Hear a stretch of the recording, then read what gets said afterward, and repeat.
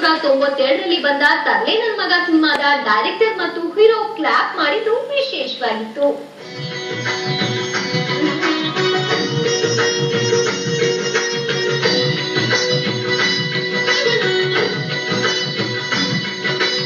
ಜಗ್ಗೇಶ್ ಪುತ್ರ ಯುತ್ತಿರಾಜ್ ಈಗ ತರ್ಲೆ ನನ್ ಮಕ್ಕಳು ಸಿನಿಮಾ ಮಾಡ್ತಿರೋದು ಲೇಟೆಸ್ಟ್ ನ್ಯೂಸ್. ಎಸ್, ಇವತ್ತು ತರ್ಲೆ ನನ್ ಮಕ್ಕಳು ಚಿತ್ರದ ಸಾಂಗ್ ರೆಕಾರ್ಡಿಂಗ್ ಪೂಜೆ ಅಶ್ವಿನಿ ಸ್ಟುಡಿಯೋದಲ್ಲಿ ಸಿಂಪಲ್ ಆಗಿ ನಡೆಯಿತು.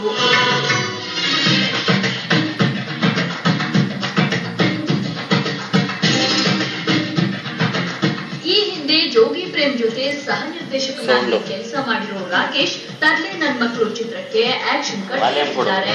ಸಾಂಗ್ ರೆಕಾರ್ಡಿಂಗ್ ಪೂಜೆ ಇವತ್ತು ಜಗ್ಗೇಶ್ ಅವರು ಮತ್ತು ಉಪೇಂದ್ರ ಸರ್ ಸಾಂಗ್ ಮಾಡ್ತಿದ್ದಾರೆ.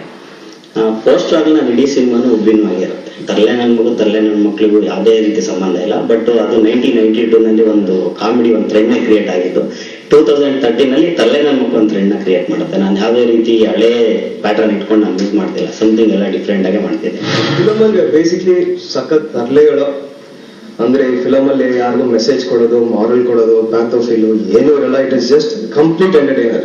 ಸ್ಟಾರ್ಟ್ ಇಂದ ಎಂಡ್ ವರೆಗೂ ಜಸ್ಟ್ ಎಂಜಾಯ್ ದ ಪ್ರಾಜೆಕ್ಟ್.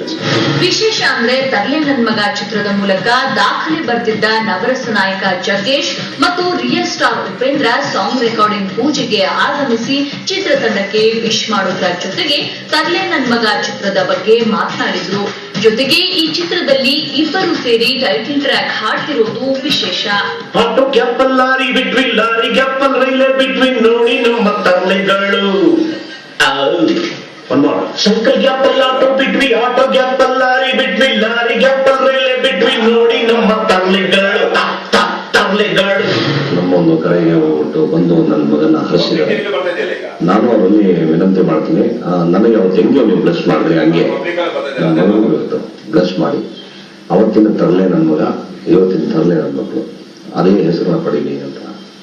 ಇವತ್ತು ಅದೇ ಬಹಳ ಒಂಥರ ಟೈಮ್ ಫ್ಲೈಸ್ ಅಂತಾರಲ್ಲ, ಹಂಗೆ 20 ವರ್ಷ ಆಗೋಯ್ತು ಅಂತಾನೆ ಒಂಥರ ಅನ್ನಿಸ್ತಾ ಇದೆ.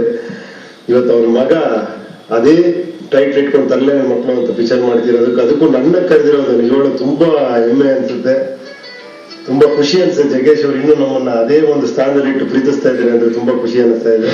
ಚಿತ್ರಕ್ಕೆ ಹೊಸ ಪ್ರತಿಭೆ ಸೂರ್ಯವಂಶಿ ಮ್ಯೂಸಿಕ್ ಡೈರೆಕ್ಟ್ ಮಾಡ್ತಿದ್ದು ನಾಯಕಿ ಫೈನಲ್ ಆಗಿಲ್ಲ.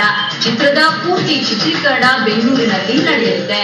ಇದೇ ತಿಂಗಳಲ್ಲಿ ಸಿನಿಮಾ ಸೆಟ್ಟೇರಲಿದ್ದು 50 ದಿನಗಳ ಕಾಲ ಚಿತ್ರೀಕರಣ ನಡೆಯಲಿದೆ.